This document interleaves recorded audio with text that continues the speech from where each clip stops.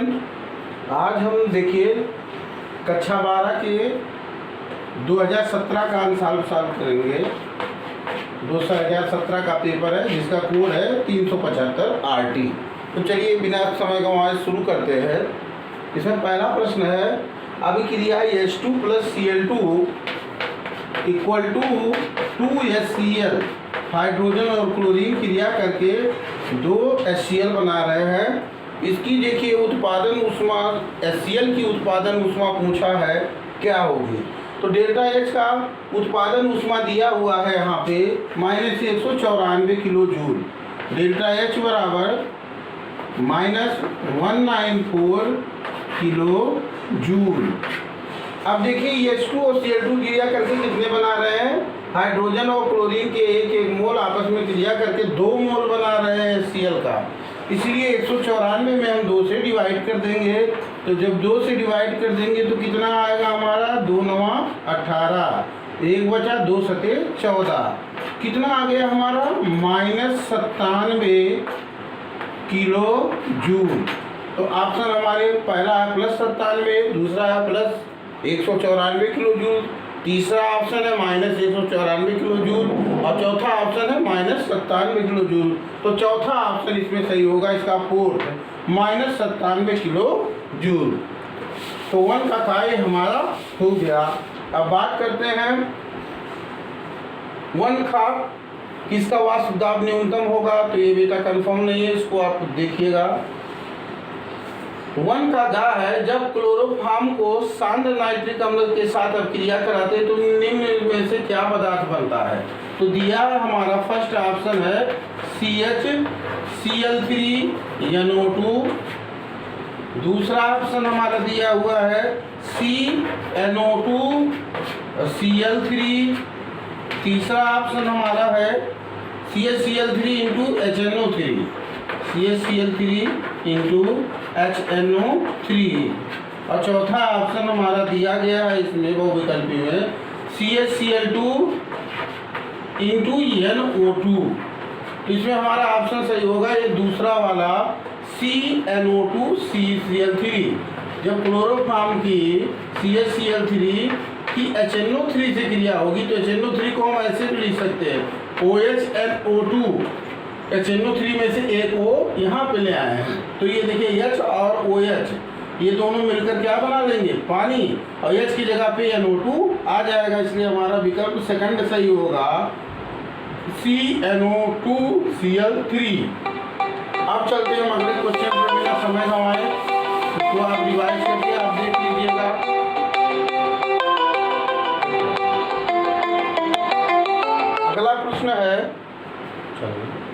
अगला प्रश्न है, कौन सा फेलिंग विलयन का अपचयन नहीं कर सकता। हमारे पास ऑप्शन है फार्मिक अम्ल, एस्टिक अम्ल, तीसरा है फॉर्मेल्डिहाइड और चौथा है एस्टल्डिहाइड। तो इसमें हमारा फेलिंग विलयन को अपचयित नहीं कर पाता है हमारा एस्टिक अम्ल। दूसरा ऑप्शन हमारा इस प्रश्न का सही होगा, एस्टिक अम्ल जो है CH3COOH ये फेलिंग विलयन को अपचयित नहीं कर पाता है। तो फार्मिक अम्ल, एस्टिक अम्ल, एस्टल्डिहाइड और फॉर्मेल्डिहाइड में से ऑप्शन हमारा सेकंड सही होगा एस्टिक अम्ल। एस्टिक अम्ल फेलिंग विलयन को अपचयित नहीं कर पाता है। तो हम आगे बढ़ते हैं। अगला प्रश्न हमारा है 1 का अंगा, ल्यूकास अभिकर्मक का प्रयोग मोनोहाइड्रिक एल्कोहल के विभेद में किया जाता है। इसमें ऑप्शन है पहला प्राथमिक, दूसरा द्वितीयक, तीसरा तृतीयक और चौथा इनमें से सभी। तो आप जानते हैं, आपको पढ़ाया गया है ल्यूकास अभिकर्मक एल्कोहल के परीक्षण के लिए इस अभिकर्मक का उपयोग किया जाता है। तो इस अभिकर्मक का उपयोग तीनों प्रकार के अल्कोहल, प्राथमिक अल्कोहल, द्वितीयक अल्कोहल और तृतीयक अल्कोहल, तीनों प्रकार के अल्कोहल का परीक्षण करने के लिए ल्यूकास अभिकर्मक का प्रयोग किया जाता है। इसलिए इसमें ऑप्शन हमारा होगा चौथा सही, इनमें से सभी, मतलब प्राथमिक भी, द्वितीयक भी, तृतीयक भी, तीनों प्रकार के अल्कोहलों का परीक्षण ल्यूकास अभिकर्मक द्वारा किया जाता है। तो हमारा ऑप्शन होगा चौथा, सभी, प्राथमिक, द्वितीयक और तृतीयक तीनों सभी। अब चलते हैं हम अगले प्रश्न पे। अगला प्रश्न है हमारा बेटा 2 का इसमें दिया है, देखिए 100 ग्राम विलायक में विलेय का 1/10 मोल घुला है, विलयन की मोललता ज्ञात कीजिए। विलायक की मात्रा कितना दिया है? 100 ग्राम, ये है विलायक। अब विलेय का इसमें कितना घुला हुआ है? विलेय का 1/10 भाग विलेय का घुला हुआ। तो पूछा है विलयन की मोललता ज्ञात कीजिए। तो विलयन की मोललता बराबर क्या होगा? विलेय के मोलों की संख्या बटे विलायक का भाग किलोग्राम में। मोललता बराबर विलेय के मोलों की संख्या बटे विलायक का भाग किलोग्राम में। तो यहाँ पे देखिए विलेय की मोल और गुणे 1000, ये सूत्र होता है। मोललता बराबर विलेय के मोलों की संख्या बटे विलायक का भार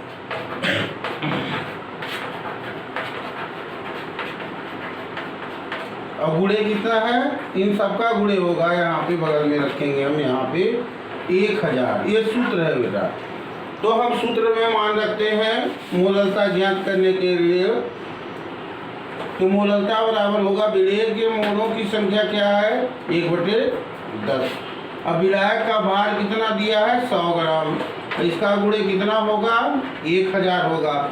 तो यहाँ हम 100/1 कर सकते हैं। इसको ऊपर हम ले जाएंगे तो हमारा क्या आएगा? 1000/1000 हो जाएगा। और इसको हम काटेंगे तो कितना होगा? 1। तो यहाँ विलयन की मोललता कितनी होगी? 1 होगी। ये हमारा दूसरा का है।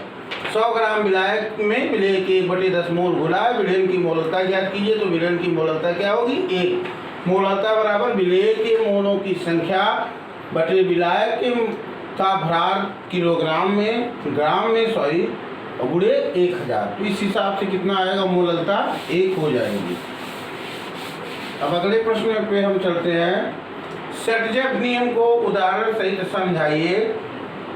ये आपको लिखवाया गया है, इसको आप थ्योरी से देख लीजिएगा। हम अगले प्रश्न पे चलते हैं। 1 ऊष्मागतिकी का प्रथम नियम क्या है? इसका गणितीय स्वरूप लिखिए।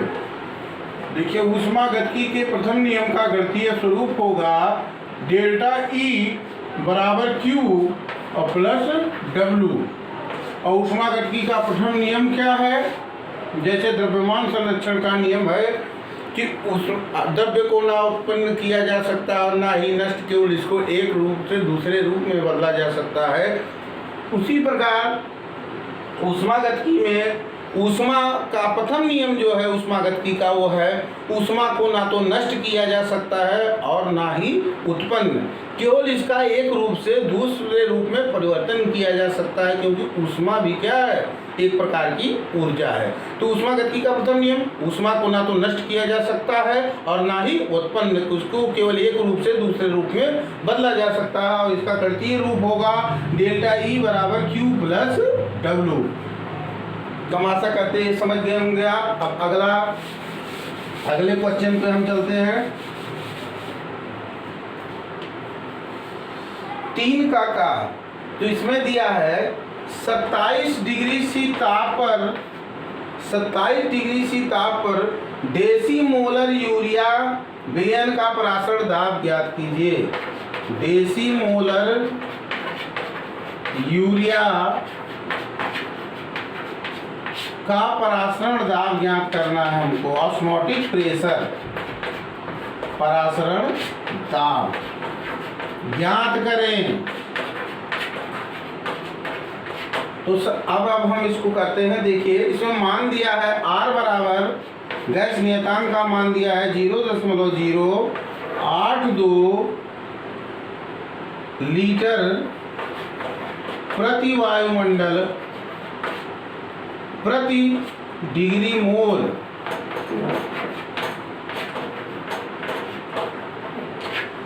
अब यहाँ पे देखिए परासरण दाब का हमारा, इसमें जो गैस समीकरण से बनाया गया नियम है उसका हम यूज करते हैं। तो क्या है प्रश्न, 27 डिग्री डेसीमोलर यूरिया का परासरण दाब ज्ञात कीजिए। गैस नियतांक R का मान दिया हुआ है 0.082 लीटर वायुमंडल पर डिग्री मोल, ये चीजें दी हुई हैं। अब हम इसमें क्या सूत्र लगाएंगे, देखिए इस सवाल को सॉल्व करते हैं। यह 27 डिग्री डेसीमोलर, अब हम मोलर में इसको चेंज करेंगे तो देखिए यहाँ सूत्र हमारा लगेगा पाई बराबर एन, पाई बी बराबर एन आर टी। पाई जहाँ हमारा क्या ऑस्मोटिक प्रेशर या परासरण दाब है, ये हो जाएगा हमारा पाई बी बराबर N upon V into R T, और एन अपॉन बी के स्थान पे हम सांद्रता लिख सकते हैं सी एन अपॉन बी। तो इसलिए ये हो जाएगा पाई बी बराबर सी एन अपॉन बी के जगह पे क्या आ जाएगा, सी आ जाएगा और आर टी वैसे रहेगा। तो अब यहाँ देखिए 27 डिग्री सी ताप दिया हुआ है, तो 27 डिग्री सी को जब हम केल्विन में चेंज करेंगे तो 27 प्लस 273 बराबर कितना हो जाएगा, डिग्री सी है तो केल्विन में चेंज करने के लिए 273 जोड़ देंगे हम, तो 273 जोड़ देंगे हमारा कितना आ जाएगा 300 केल्विन, 300 केल्विन।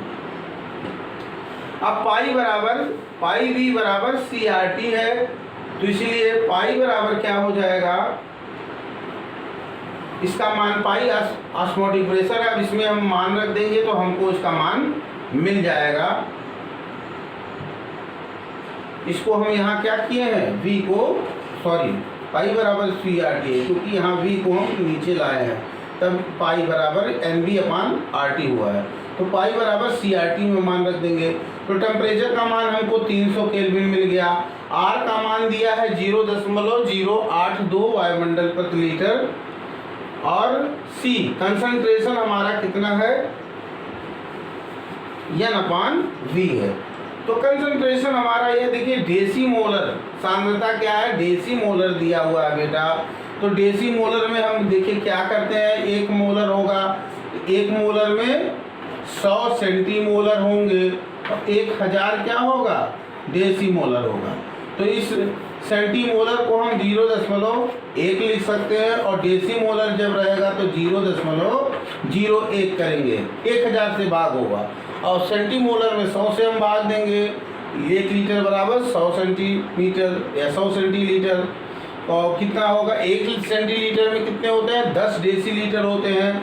तो क्या हो जाएगा हमारा 1 मोलर कितने के बराबर होगा, 1000 डेसीमोलर के। तो हमारा डेसीमोलर सांद्रता में सांद्रता हमारा कितना हो जाएगा, 0.01। अब इसका मान हमको 0.01 मिल गया, इसका मान 0.082 है, टेम्परेचर का मान कितना है, 300 है। तो इसको हम इरेज करते हैं और इसका मान हम रखते हैं। अब हमारा हमको आंसर मिल जाएगा। तो देखिए पाई बराबर सी आर टी, तो सी का मान है 0.01, आर का मान है 0.082 और गुणे टी का मान कितना है, 300 केल्विन। अब इसका हम गुणा करेंगे, जब इसको हम गुणा कर देंगे तो हमको कितना मिल जाएगा, इसका मान 0.2463। अब ऑस्मोटिक प्रेशर है, परासरण दाब है, तो दाब को वायुमंडलीय में दाब में नापा जाता है। तो यहाँ हम क्या लिख देंगे, एटीएम, एटीएम माने एटमॉस्फेरिक प्रेशर, वायुमंडलीय दाब। तो पाई का मान हमारा कितना आ गया, मान रखने पे डेसीमोलर यूरिया की सांद्रता 0.01, नियतांक गैस नियतांक का मान 0.082, और हमारा परम ताप कितना हो गया, 300 केल्विन, क्योंकि 27 डिग्री सी था तो 273 उसमें जोड़ के हमने क्या कर दिया, 300 केल्विन बनाया। और हम इसको जब मल्टीप्लाई करेंगे तो हमारा मान मिलेगा 0.2463 एटीएम, मतलब एटमॉस्फेरिक प्रेशर। तो 27 डिग्री सी पे डेसीमोलर यूरिया का परासरण दाब कितना होगा, 0.2463 एटीएम होगा। तो आशा करते हैं आपको समझ में आया होगा। एक छोटे क्वेश्चन है, केवल इसको सूत्र पे आधारित रखना है।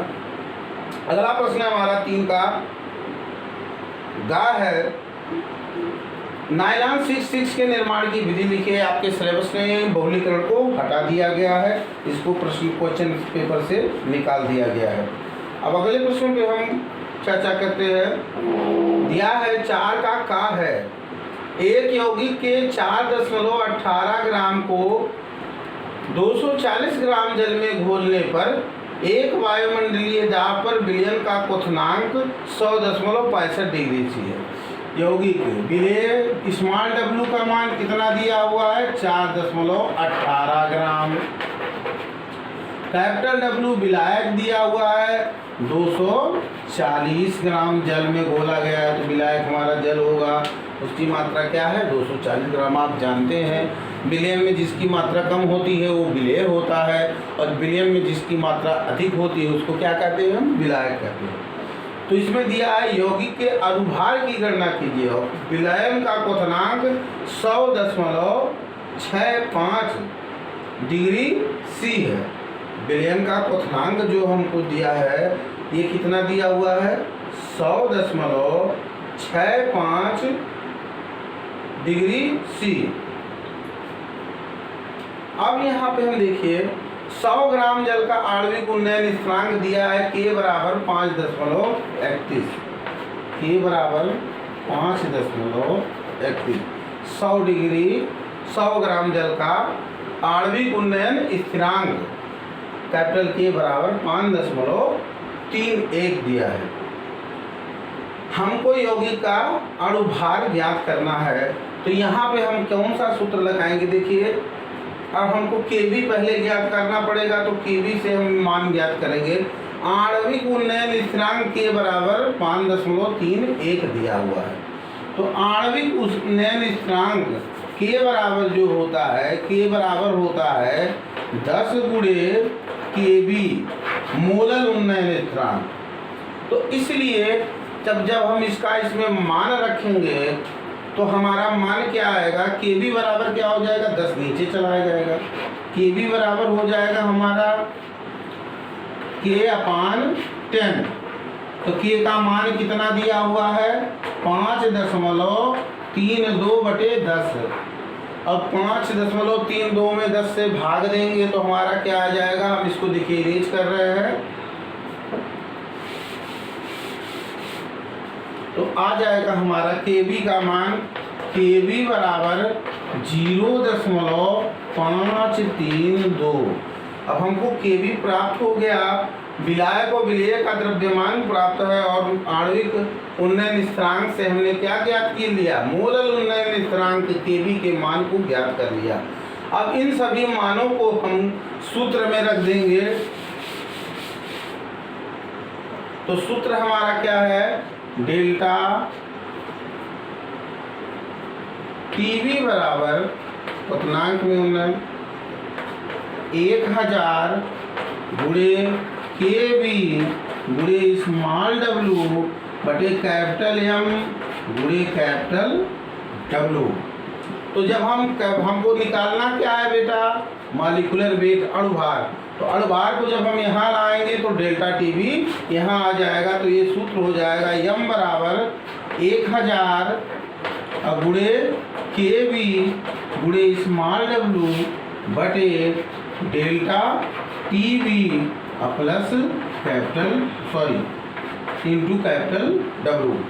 अब हमारे पास सभी मान है, इस मान में हम सबको रख देंगे। तो 1000 केबी का मान दिया हुआ है 0.532। स्मॉल डब्ल्यू का मान दिया गया है प्रश्न में 4.18 ग्राम। डेल्टा टीबी मोलर उन्नयन स्थिरांक क्वथनांक कितना दिया हुआ है हमारा? 100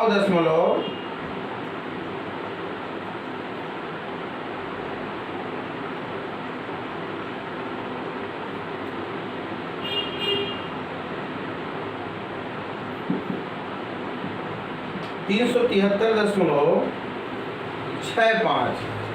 इसको डिग्री सी है, डिग्री सी को हम किस में चेंज करेंगे? तो डिग्री सी को हम केल्विन में चेंज करेंगे, तो हमारा 100.65 है, उसमें क्या करेंगे? 273 हम ऐड कर देंगे। तो 273 जब हम ऐड कर देंगे तो यहाँ देखिए हम इरेज करके लिखते हैं। सूत्र आपने इसको देखा होगा, यही सूत्र अप्लाई होगा। तो देखिए 100.65 डिग्री सी है, इसमें हमने कितना जोड़ दिया 273, क्योंकि डिग्री सी को केल्विन में रखकर ही यहाँ पर मान रखेंगे तो ये कितना हो जाएगा 373.65 केल्विन। अब इस सूत्र में इसका हम मान रख देंगे तो हमारा मान सारे हमको ज्ञात हैं। तो यहाँ हो जाएगा यम बराबर 1000 गुणे केवी का मान दिया हुआ है 0.532 गुणे स्मॉल डब्ल्यू का मान दिया हुआ है 4.18 ग्राम बटे किया है डेल्टा टीवी। तो डेल्टा टीवी हम जब इसको केल्विन में चेंज किए हैं तो 373.65 और कैपिटल डब्ल्यू का मान कितना दिया है 240 ग्राम। अब जब हम इसको डिवाइड करेंगे तो हमारा क्या मिलेगा, जब इसको आप हल करेंगे बेटा तो यम का मान आ जाएगा आपका 0.02475 0.02475। तो इसका अनुभार कितना होगा, एक कैपिटल एम का मान आ गया आपका 0.02475। यहाँ हम 100.65 डिग्री सी को किसमें चेंज किया है केल्विन में। तो 100.65 में हमने क्या जोड़ा है 273 जोड़ा है, तो ये कितना हो गया 373.65। फिर यम बराबर 1000 गुणे केवी गुणे स्मॉल डब्ल्यू बटे डेल्टा टीवी और गुणे कैपिटल डब्ल्यू। सूत्र में हमने इसका मान रख दिया है।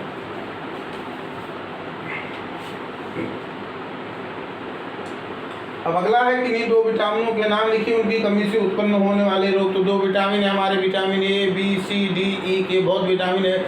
विटामिन ए की कमी से रतौंधी होता है, विटामिन बी की कमी से बेरी पेलाग्रा पर्निशियस नीमा बहुत रोग होते हैं। विटामिन सी से स्कर्वी रोग होता है। विटामिन डी से क्या होता है हमारे सूखा रोग हो जाता है, हड्डियाँ कमजोर हो जाती हैं। लेकिन विटामिन आपके सिलेबस में नहीं है तो आगे बढ़ते हैं। योगात्मक बहुलीकरण को एक उदाहरण द्वारा समझाइए। बहुलीकरण भी चैप्टर आपका निकाल दिया गया है, इसलिए हम अब आगे बढ़ते हैं। 5वें के का संक्षिप्त टिप्पणी लिखिए। तो इसमें पहला है 5वें का फर्स्ट है बुर्ज फिटिंग अपक्रिया। 5 का है हमारा बुर्ज फिटिंग अपक्रिया। 5 का तो बुर्ज फिटिंग अपक्रिया में क्या होता है, चाहे हमारे दोनों एल्किल हैलाइड होंगे, चाहे एक एल्किल एक एरिल हैलाइड होगा, और जब ये सोडियम धातु से क्रिया करेंगे तो हमारा क्या बनेगा टॉलुइन बनेगा। जैसे देखिए हमने ले लिया C6H5Cl, ये हमारा है क्लोरोबेंजीन, प्लस सोडियम 2 क्रिया होगी, प्लस एक एल्किल हैलाइड हमने ले लिया CH3Cl मेथिल क्लोराइड। इसको उल्टा लिख देंगे हम, Cl पहले लिख देंगे CH3 बाद में। तो यहाँ से देखिए ये क्लोरीन और ये दोनों क्लोरीन दोनों Na के साथ क्या होंगे, यहाँ स्पेस कम है इसलिए हम यहाँ लिख रहे हैं, आप दाहिने साइड में लिखेंगे। क्या बना हमारा 2 NaCl बन गया। बचा हुआ क्या है यहाँ C6H5 फेरिल ग्रुप बचा हुआ है, इसमें आके क्या जुड़ जाएगा CH3 C6H5CH3। ये हमारा क्या है, ये हमारा है टॉलुइन। इसी से हमारा सैकरीन बनता है। तो सैकरीन जो कि ग्लूकोज से 400 गुना ज़्यादा मीठा होता है। इसको अगर हम उसमें लिखना चाहें चक्रीय संरचना के रूप में तो यहाँ हम लिखेंगे, देखिए C chlorobenzene Cl plus 2Na plus Cl CH3। अब यहाँ पे देखिए ये क्लोरीन, ये सोडियम और ये क्लोरीन मिलकर क्या बनाएंगे 2 NaCl बना लेंगे, और ये जो CH3 है बेंजीन रिंग पे आ जाएगा तो क्या बन जाएगा हमारा टॉलुइन। देखिए हम इसको मिटाते हैं, इसको आप देखिए समझ सकते हैं। हम दोनों एल्किल हैलाइड ले सकते हैं, दोनों एरिल हैलाइड ले सकते हैं। इसी को बुर्ज फिटिंग अपक्रिया कहते हैं, सोडियम धातु जब रहेगा हमारा। तो अब देखिए इसको इस चक्रात्मक रूप में लिख सकते हैं साइक्लिक फॉर्म में। तो यहाँ देखिए Cl और ये 2 N मिलकर क्या होंगे, अलग हो जाएंगे और ये टॉलुइन इस पे आ जाएगा बेंजीन रिंग पे। तो हमारा ये बनेगा, यहाँ ऊपर हम लिख रहे हैं फेनिल रिंग और ये CH3 और +2 NaCl। तो चाहे चक्रीय रूप में लिखिए या सामान्य रूप में लिखिए, दोनों सही होगा, दोनों में नंबर मिलेगा। ये हमारा क्या है, टॉलुइन। तो जब हम बूट फिटिंग अप क्रिया क्या है, क्लोरोबेंजीन की क्रिया हम मेथिल क्लोराइड और सोडियम से कराते हैं। तो ये दोनों, एक एल्किल हैलाइड और एक एरिल हैलाइड, इन दोनों के क्लोरीन दोनों सोडियम के साथ 2 NaCl बनाते हैं और बेंजीन रिंग पे आकर ये मेथिल ग्रुप जुड़ जाता है, जिससे हमारा क्या बनता है, टॉलुइन बनता है। यही हमारा क्या है, बूट फिटिंग अप क्रिया है। अब हम आगे चलते हैं, ये सब आपको पढ़ाया गया है, इसको नोट से एक बार रिवाइज करिए। हम इसलिए जल्दी में इसको केवल रिमार्क कर रहे हैं। दूसरा है 5वें के का सेकंड, 5 का सेकंड रीमर टीमैन अभिक्रिया, रीमर टीमैन अभिक्रिया। तो रीमर टीमैन अभिक्रिया के बारे में देखिए, हम लिखते हैं रीमर टीमैन अभिक्रिया हमारी क्या होती है, जब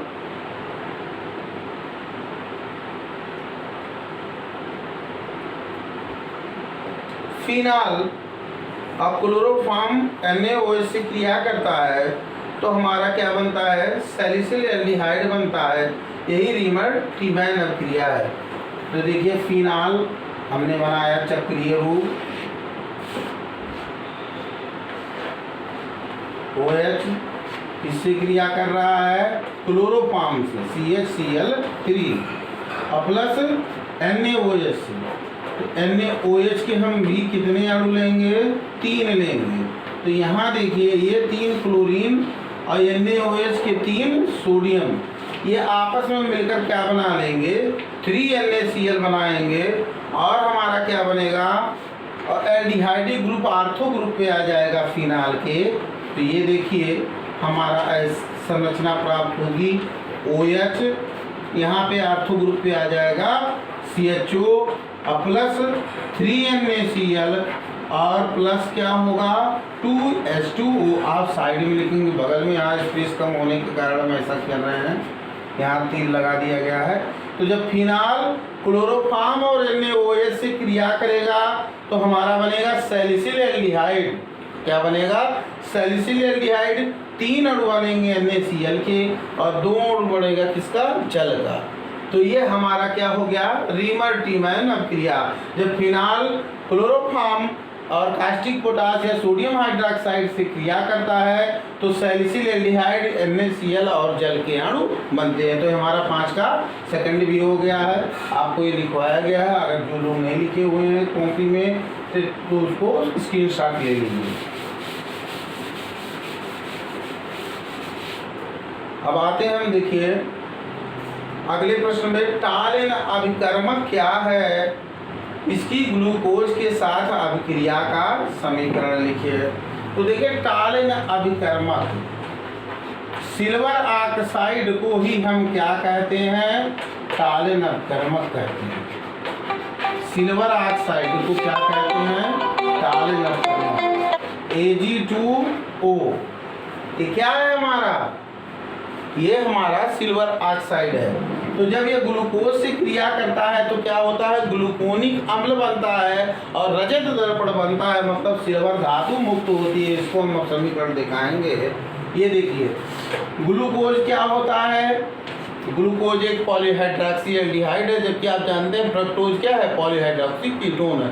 दोनों का आणविक सूत्र समान होता है लेकिन क्रियात्मक समूह भिन्न होता है। ग्लूकोज में क्रियात्मक समूह एल्डिहाइडिक ग्रुप होता है और फ्रक्टोज में क्रियात्मक समूह क्या होता है, कीटोनिक ग्रुप होता है। अब ये CHOH होल 4 और प्लस CH2OH, एक सूत्र किसका, हमारा ग्लूकोज का है। जब Ag2O से क्रिया करता है तो ध्यान दीजिए केवल एक O यहाँ पे आकर क्या होता है, जुड़ जाता है और ये ग्लूकोज किसमें बदल जाता है, ग्लूकोनिक अम्ल में। तो यहाँ हम देखिए तीर बनाएंगे, यहाँ स्पेस कम है तो इसको आप देखिए, इसको हम फिर से रिलेज कर कर यहाँ हम आंसर लिख रहे हैं। देखिए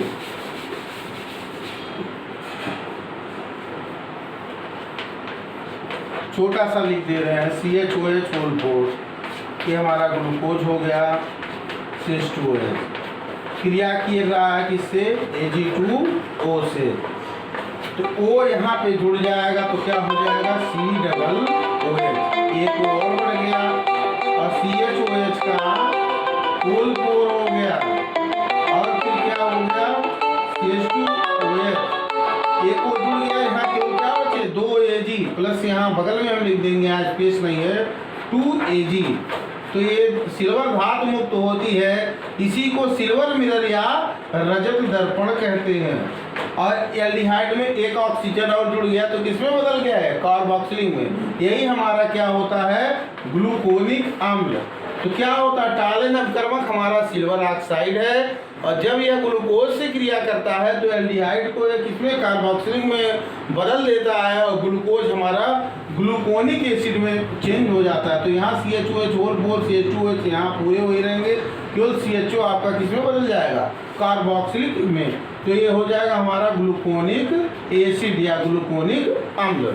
तो टालेन अपकर्मक हमारा सिल्वर ऑक्साइड है और ये ग्लूकोज से क्रिया करता है तो ग्लूकोज को ये ग्लूकोनिक अम्ल में ऑक्सीकृत कर देता है और सिल्वर ऑक्साइड को सिल्वर में रजत दर्पण में अपचयित करता है। हम आशा करते हैं इसको आप समझ गए होंगे टालेन अपकर्मक क्या है और टालेन अपकर्मक क्रिया करके क्या करता है। अब अगला प्रश्न है, कैसे बनाएंगे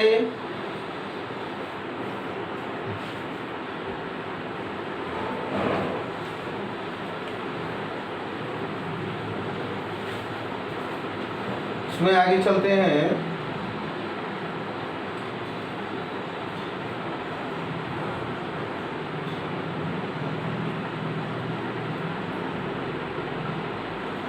दिया हुआ है एथिल अमीन से मेथिल अमीन परिवर्तन, अंतर परिवर्तन है, इंटर कन्वर्जन। एथिल अमीन से मेथिल अमीन कैसे हम बनाएंगे?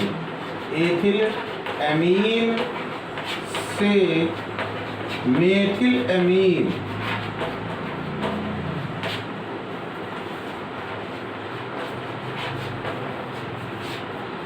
एथिल अमीन से मेथिल अमीन। तो इसमें देखिए एथिल अमीन C2H5NH2, इसकी क्रिया हम कराएंगे NaNO2 प्लस HCl। तीर के ऊपर लिखेंगे NaNO2 प्लस HCl। इससे हमको क्रिया द्वारा क्या प्राप्त होगा? NaCl से क्रिया कर लेगा और HNO2 से HNO2 नाइट्रस अम्ल प्राप्त होगा। डायरेक्ट हम लिखेंगे इसलिए NaNO2 प्लस HCl आप लिखेंगे, इससे हमको प्राप्त होगा क्या? C2H5OH। फिर इसकी क्रिया हम करवा देंगे सोडियम डाइक्रोमेट से Na2Cr2O7 और H2SO4 की उपस्थिति रहेगी। सोडियम डाइक्रोमेट और सल्फ्यूरिक अम्ल की उपस्थिति रहेगी तो यह चेंज हो जाएगा हमारा किसमें? एसिटल्डिहाइड में CH3CHO। अब इसको हम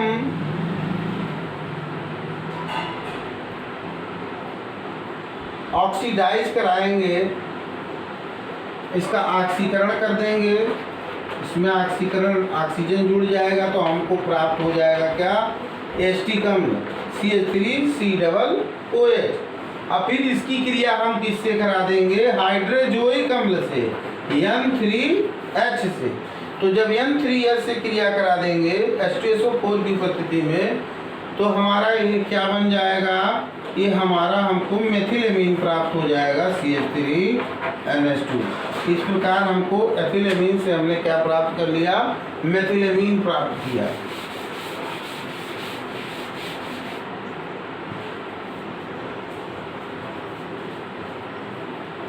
अब अगला है फिनॉल से एनिलीन। अगला इंटर कन्वर्जन दिया हुआ है, फिनॉल से एनिलीन बनाना है। तो जब फिनॉल की क्रिया हम अमोनिया से करा देंगे, किससे करा देंगे? अमोनिया से NH3 यहाँ ध्यान दीजिएगा NH3 को हम ऐसे भी लिख सकते हैं NH2 और H। इन तीन H को क्या किया गया, 2 और 1 के बीच में लिख दिया गया, 1 के रूप में। अब यहाँ ध्यान दीजिएगा फिनाल का OH और एमीन का एक हाइड्रोजन, ये दोनों क्या करेंगे, क्रिया करेंगे, जल बनाएंगे। यहाँ फिर क्या बचेगा, NH2 ग्रुप। NH2 ग्रुप कहाँ आ जाएगा, बेंजीन रिंग पे आ जाएगा। तो यहाँ हमारा क्या बन जाएगा, एनिलीन NH2, और इसका एक हाइड्रोजन परमाणु और ये OH परमाणु दोनों मिलकर क्या बना देंगे, H2O। तो फिनाल से एनिलीन कैसे बनाएंगे, फिनाल की क्रिया अमोनिया से कराएंगे। अमोनिया का एक हाइड्रोजन, 3 हाइड्रोजन में से एक हाइड्रोजन OH के साथ क्रिया करके जल बनाएगा, बचा NH2 आकर बेंजीन रिंग पे जुड़ जाएगा। इस प्रकार हमको फिनाल से क्या प्राप्त हो गया, फिनाल से हमको प्राप्त हो गया एनिलीन। तो हमारा ये देखिए एथिलेमीन से मेथिलेमीन और फिनाल से एनिलीन, ये दोनों इंटर कन्वर्जन कंप्लीट हो गया। अगर जिसको स्क्रीनशॉट लेना हो उसका स्क्रीनशॉट ले लीजिए वीडियो। चलिए आगे बढ़ते हैं, क्योंकि बेटा ये बहुत इम्पोर्टेंट है। बहुत डिमांड थी हमारे बच्चों की, श्रोता के विद्यार्थियों की, कि हम इसमें वीडियो बनाएं। उसमें डिले हो गया, लेकिन अभी आपका केमिस्ट्री पेपर बाद में है, 11 में है। इसको मेहनत से पढ़िएगा, ये सब कंप्लीट होगा। अब चलते हैं आगे, अगले प्रश्न पे दिया है मोनोहाइड्रिक अल्कोहल बनाने की। मोनोहाइड्रिक मतलब जिसमें एक OH समूह हो, जैसे ethyl alcohol, methyl alcohol, propyl, butyl, pentyl, ये सब क्या है, मोनोहाइड्रिक अल्कोहल है, क्योंकि इसमें OH कितने होते हैं, OH समूह एक होते हैं। लेकिन एथिलीन ग्लाइकाल है CH2OH, ये डाईहाइड्रिक अल्कोहल है। ग्लिसरॉल है हमारा CH2OH, CHOH, ये ट्राईहाइड्रिक अल्कोहल है। तो यहाँ पूछा है मोनोहाइड्रिक अल्कोहल बनाने की 2 सामान्य विधियों का वर्णन कीजिए। तो उसका समीकरण क्यों लिखना है, तो हम पहला समीकरण लिख रहे हैं मोनोहाइड्रिक अल्कोहल का बनाने का, RCOOR'। ये देखिए 2 एल्किल ग्रुप हमने बताया। अभी इसको उदाहरण देंगे तो हम आपको, तो भी आप समझ जाएंगे। इसकी क्रिया किससे हो रही है, NaOH से हो रही है। तो हमारा यहाँ बन रहा है, देखिए आप सामने लिखेंगे, जब भी अभिकारक बाईं तरफ लिया जाता है तीर के, और उत्पाद को तीर के दाहिनी ओर लिखते हैं। यहाँ पे देखिए स्पेस कम है, यहाँ नीचे लिख रहे हैं, आप यहाँ सामने बगल में लिखेंगे। तो यहाँ हमारा बनेगा RCOO Na प्लस ROH। यह प्राथमिक एल्कोहल बनाने की विधियां है, सामान्य सूत्र है। इसके स्थान पर हम कोई एल्किल ग्रुप ले लेंगे। देखिए R की जगह मान लीजिए हमने CH3 ले लिया, तो COO। R डैश के स्थान पर भी हमने क्या ले लिया, CH3 ले लिया, और प्लस NaOH। अब यहाँ पे ध्यान दीजिएगा क्या दिया है, RCOO Na, और उसके साथ क्या बदल जाएगा, 1। ये देखिए R की जगह हमने मेथिल ग्रुप ले लिया, या इसको ही ले रहे हैं। चलिए ये देखिए RCOO Na बचा हमारा क्या, यहाँ मेथिल ग्रुप बचा हुआ है। RCOO Na की जगह क्या आ गया हमारा, CH3 COO Na, ये बना हमारा क्या, सोडियम एसीटेट, प्लस बचा क्या, CH3OH। ये हमारा क्या बन गया, मेथिल अल्कोहल। इसका हम सामान्य सूत्र के साथ इसलिए उदाहरण भी दे रहे हैं कि आपको कोई समस्या ना हो, उसको समझ जाए। हमने R की जगह भी मेथिल लिया है, R डैश की जगह पे भी मेथिल लिया है। ये दोनों क्या है, एल्किल ग्रुप है। तो एल्किल ग्रुप में हम मेथिल, एथिल, प्रोपिल, ब्यूटिल कुछ भी ले सकते हैं। अगर इसी जगह पर हमने एथिल लिया होता तो यहाँ क्या बनता, मेथिल अल्कोहल की जगह एथिल अल्कोहल बनता। तो पहली सामान्य विधि ये है कि जब क्या होता है, जब एस्टर की क्रिया NaOH से होती है, क्षार से होती है, तो सोडियम एसीटेट बनता है और मेथिल अल्कोहल बनता है। तो यही पहला सामान्य सूत्र हमारा ये हो गया मोनोहाइड्रिक अल्कोहल बनाने का। तो चाहे केवल ऊपर वाला लिखेंगे तब भी सही होगा। अगर इसमें आपको ना समझ में आए तो एल्किल ग्रुप की जगह पे हम मेथिल, एथिल या कोई ग्रुप रखकर समीकरण बनाएंगे तो हमको क्लियर हो जाएगा। अगर जैसे मान लीजिए हमने यहाँ पे क्या लिया होता, R डैश की जगह एथिल लिया होता, एथिल लिया होता तो ये क्या बनता, सोडियम एसीटोन तो बनता, लेकिन एथिल ग्रुप OH से जुड़ता तब क्या बन जाता, C2H5OH, मेथिल अल्कोहल की जगह एथिल अल्कोहल बनता। तो ये पहली सामान्य विधि है अल्कोहल के निर्माण की। अब हम इसको स्क्रीनशॉट ले लीजिएगा, जो ना समझ में आएगा तो कमेंट करके हमको बताइएगा, हम फिर से इसको समझाएंगे। अब हम दूसरी विधि की चर्चा करते हैं, अल्कोहल बनाने की दूसरी सामान्य विधि। तो दूसरी सामान्य विधि में हमारा है एल्किल हैलाइड की NaOH क्रिया द्वारा। तो एल्किल हैलाइड में हमने ले लिया ethyl bromide C2H5Br, bromoethane alkyl halide है। इसकी क्रिया हम किससे करा रहे हैं, NaOH से करा रहे हैं। देखिए तीर यहाँ बनाएंगे, सामने जगह है, हमारे पास स्पेस कम है। देखिए ये Na और ये Br दोनों मिलकर क्या बना लिए, NaBr बना लिए। सोडियम ब्रोमाइड बनाया, यहाँ एथिल ग्रुप है और यहाँ हाइड्रोक्सिल ग्रुप है। इस एथिल ग्रुप से हाइड्रोक्सिल ग्रुप जुड़ जाएगा, हमारा बन गया क्या, C2H5OH, ethyl alcohol, ethyl alcohol. ये हमारी दूसरी सामान्य विधि है बेटा एल्कोहल, मोनोहाइड्रिक एल्कोहल बनाने का। तो इसके जगह पे हम देखिए यहाँ पे हम RBr भी कर सकते हैं। इसको जब हम एथिल ग्रुप ना लेंगे तो क्या करेंगे, RBr RH ले सकते हैं, एक्साइलाइड के लिए प्रयोग किया जाता है, फ्लोरीन, क्लोरीन, ब्रोमीन, आयोडीन चारों के लिए। तो RBr प्लस क्या ले लिए, NaOH हमने लिया, हमारा क्या बन रहा है यहाँ पे ROH प्लस NaBr। अब चूंकि हमने यहाँ एथिल ग्रुप लिया था तो ROH की जगह एथिल अल्कोहल बन रहा है, NaBr तो बनेगा।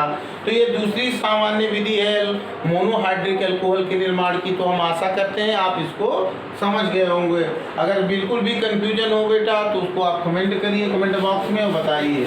हम ये स्पेशली अपने सिरोता विद्यालय के बच्चों के लिए वीडियो बना रहे हैं।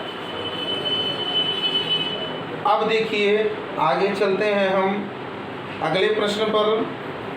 दिया है, इसी में दिया है, दो सामान्य विधियों का वर्णन कीजिए तथा एल्थिल अल्कोहल पर विरंजक चूर्ण की अभिक्रिया का रासायनिक समीकरण भी दीजिए। तो एथिल अल्कोहल की विरंजक चूर्ण से क्रिया होती है तो क्या बनता है, उसका रासायनिक समीकरण हम लिखने चल रहे हैं। तो पहले हम लिखेंगे एथिल अल्कोहल का रासायनिक समीकरण, रासायनिक सूत्र यह है C2H5OH प्लस किससे क्रिया कर रहा है, विरंजक चूर्ण से। तो विरंजक चूर्ण हमारा होता है CaOCl2, कैल्शियम हाइपोक्लोराइड या कैल्शियम ऑक्सीक्लोराइड को विरंजक चूर्ण या ब्लीचिंग पाउडर कहते हैं। तो जब एथिल अल्कोहल की विरंजक चूर्ण से क्रिया होती है तो क्या बनता है, तो यहाँ ध्यान दीजिएगा, ऑक्सीकरण हो जाता है अल्कोहल का तो CH3CHO ये एस्टल्डिहाइड में बदल जाता है। उसके साथ साथ क्या बनता है, कैल्शियम क्लोराइड बनता है और जल का भी एक अणु बनता है। आप इसको इसके सामने लिखेंगे यहाँ तीर बनाकर। तो एथिल अल्कोहल की जब विरंजक चूर्ण से क्रिया होती है तो एस्टल्डिहाइड बनता है, कैल्शियम क्लोराइड बनता है और जल का भी एक अणु बनता है। तो अब चलिए आशा करते हैं आपको ये समझ में आ गया होगा। अब अगले प्रश्न पे चलते हैं क्योंकि समय बहुत कम है बेटा, इसको हमको सॉल्व करना है। अब इसकी अगले स्टेप में भी क्रिया होती है। एस्टल्डिहाइड जो बना हुआ है, जो अभी हमने आपको बताया, एस्टल्डिहाइड फिर पुनः क्रिया करता है किससे, एस्टिक अम्ल की अधिक मात्रा से। तो CH3CHO प्लस 6CaOCl2 जो बना हुआ एस्टल्डिहाइड होता है, विरंजक चूर्ण के 6 अणुओं से क्रिया करता है। तो वहाँ हमारी आगे यहाँ हम नीचे लिख रहे हैं, देखिए क्या बनता है। इसमें हमारा बनेगा 2 अणु क्लोरल का, 3 अणु कैल्शियम हाइड्रोक्साइड का और 3 अणु कैल्शियम क्लोराइड का। 2CCl3CHO plus 3CaCl2 plus 3CaOH का होल ट्वाइस। तो जो एस्टल्डिहाइड के 2 अणु 6 अणु ब्लीचिंग पाउडर या व्यंजक चूर्ण से क्रिया करता है। तो यहाँ देखिए 2 अणु हमारा क्लोरल का बनता है, क्लोरल। तो ये है ट्राइक्लोरो एस्टल्डिहाइड। यही क्लोरल जब क्लोरोबेंजीन के 2 अणुओं से क्रिया करता है तो DDT बनता है, डाइक्लोरो डाइफेनिल ट्राइक्लोरोएथेन, जो कि क्या है, वह एक आपका कीटनाशक है जो जल्दी नॉन बायोडिग्रेडेबल है। तो क्लोरल से क्लोरोबेंजीन की क्रिया कराकर हम DDT प्राप्त करते हैं। तो एथिल अल्कोहल की जब व्यंजक चूर्ण से क्रिया होगी तो प्रथम पद में एस्टल्डिहाइड बनेगा और द्वितीय पद में वही एस्टल्डिहाइड व्यंजक चूर्ण के 6 अणुओं से क्रिया करके 2 अणु क्लोरल का या ट्राइक्लोरल एस्टल्डिहाइड का बनाएगा, 3 अणु कैल्शियम क्लोराइड के बनेंगे और 3 अणु कैल्शियम हाइड्रोक्साइड या बुझे चूने के बनेंगे। तो यह समीकरण आपको समझ में आ गया होगा। ये पहले भी पूर्व में क्लास में इसका लेक्चर लिया जा चुका है। अब हम आगे बढ़ते हैं, अगले प्रश्न पे जाते हैं। देखिए, एसीटोन बनाने की प्रयोगशाला विधि का सचित्र वर्णन कीजिए, इसकी क्लोरोफॉर्म के साथ क्रिया का समीकरण दीजिए। तो ये आपको डिटेल में लिखवाया गया है और ये आप नोट से देख लीजिए क्योंकि ज़्यादा समय नहीं है बेटा इसको। और बाकी चीज़ें जो है ये हमारा सब प्रश्न इसमें लगभग सब समाप्त हो गए हैं। क्या होता है जब वो हम अगले वीडियो में अपलोड करेंगे। अगर आपको वीडियो अच्छा लगा हो तो इसको लाइक करें, वीडियो को, अगर आप चैनल पर पहली बार आए हों तो चैनल को सब्सक्राइब करें और जो भी इसमें कमियां हों, जो आपको चीज़ें न समझ में आए हों वो कमेंट करके बताएं। हम फिर से एक नया वीडियो अपलोड करेंगे। Thank you very much.